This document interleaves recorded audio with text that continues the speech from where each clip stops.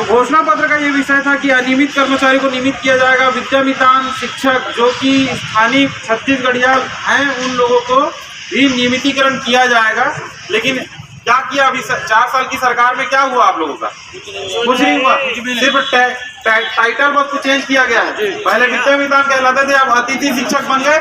उसमें भी 300 से 400 कर्मचारियों की छटनी कर दी गई, जबकि घोषणा पत्र में भी ये लिखा था कि किसी की छटनी नहीं की जाएगी, है ना। तो इस प्रकार से ये जो अत्याचार और अन्याय जो है सरकार कर रही है, हम लोगों ने सपने में नहीं सोचा होगा कि हमने जिसको वोट देके सत्ता का पावर उसको दिया, वो यही बोलते थे ना कि हमें एक बार सत्ता में आने दो, हम सबका उद्धार करेंगे, सबके विषय में बात करेंगे, सबके लिए काम करेंगे। क्या किसी के लिए काम हुआ? बिल्कुल नहीं हुआ है। और तो और आपको पता है अभी जो छत्तीसगढ़ में रासुका लगा हुआ है, लगा है ना, जनवरी से लगा है।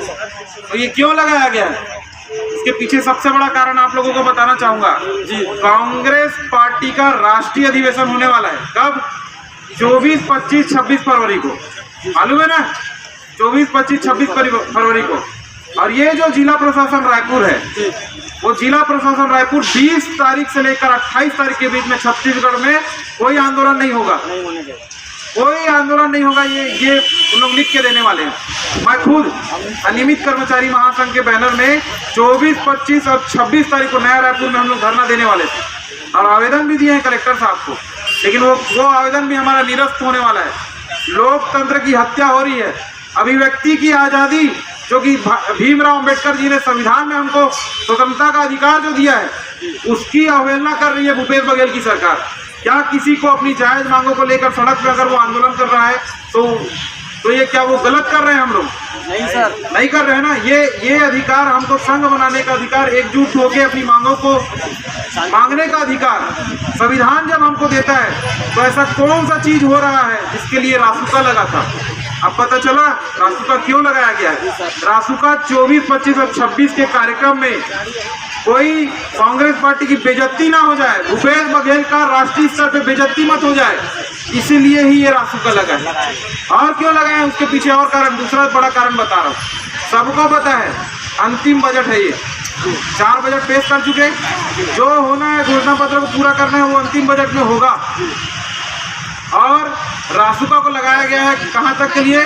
मार्च लास्ट तक के लिए। इसका मतलब यह है कि कोई अगर आंदोलन करने जाता है तो 1 साल तक के लिए जेल में डाल देंगे। आपको पता है ना, पिछले बार जब 8 जनवरी को हम लोग आए थे, मेरे को 4 दिन के लिए सेंट्रल जेल रायपुर में ले गए। मालूम है ना, नियमितीकरण की लड़ाई के लिए जब हम आगे आते हैं तो किस तरीके से दबाव बनाया जा रहा है। हमारे 5 मेरे साथ मेरे 5 पदाधिकारियों को जेल में रहना पड़ा है। मैं 4 दिन रहा मेरे साथ, और जो दूसरे साथी थे वो 5 दिन रहे, कोई 8 दिन रहा, कोई 12 दिन और कोई 24 दिन के बाद हमारे पूरे पदाधिकारी 6 के 6 बाहर निकले। तो किस तानाशाही में उतर आई है ये भूपेश बघेल की सरकार। अनियमित कर्मचारी महासंघ के प्रदेश अध्यक्ष रवि गढ़पाले जी भी हैं, हम सीधा बात करेंगे। रवि जी क्या कहेंगे फिर से एक बार कर्मचारी धरने पर? जी, मैं आपको बताना चाहूँगा ये धरने पे हमें क्यों आना पड़ता है, मेरे को समझ में नहीं आ रहा। क्योंकि देखिए ये विषय अब कर्मचारियों का नहीं रहा, ये विषय तब तक कर्मचारियों का था जब हमारी मांगे हम ही मांगते थे। कांग्रेस पार्टी ने वर्ष 2018 के घोषणा पत्र में जब शामिल किया तो ये उनका मुद्दा होना चाहिए। उनकी सरकार अब बन चुकी है, क्या किस सरकार की वो इंतजार कर रहे हैं? क्या सरकार जाने के बाद वो हमको नियमितीकरण देंगे? सरकार तो उनकी है ना, तो उनको नियमितीकरण देना चाहिए। उन्होंने घोषणा पत्र में रखा है, अपने मैनिफेस्टो को पूरा करना चाहिए। 4 बजट वो पेश कर चुके हैं, 5वां बजट अब आने वाला है, लेकिन हमें कोई आसार उसमें भी नहीं दिख रहा है। मैं आपको बताना चाहूँगा, फरवरी का महीना चल रहा है, वैलेंटाइन डे पूरे विश्व में मनाया जाता है।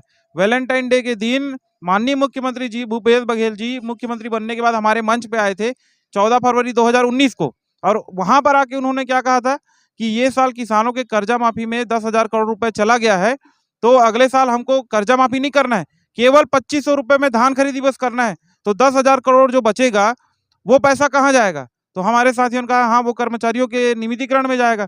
तो मैं आपके चैनल के माध्यम से सरकार से पूछना चाहता हूँ कि वो 10,000 करोड़ जो 2020 का, 21 का और 22 का, ये 30,000 करोड़ रुपए छत्तीसगढ़ शासन का कहाँ गया? छत्तीसगढ़ के जो तमाम जो टैक्स पेयर लोग हैं उनका ये जो पैसा जो जमा होता है बजट में जो लगता है, ये 30,000 करोड़ रुपए भूपेश बघेल जी कहाँ लेके चले गए, जिसको सार्वजनिक मंच पे 2019 में 14 फरवरी 2019 को आके कहा था।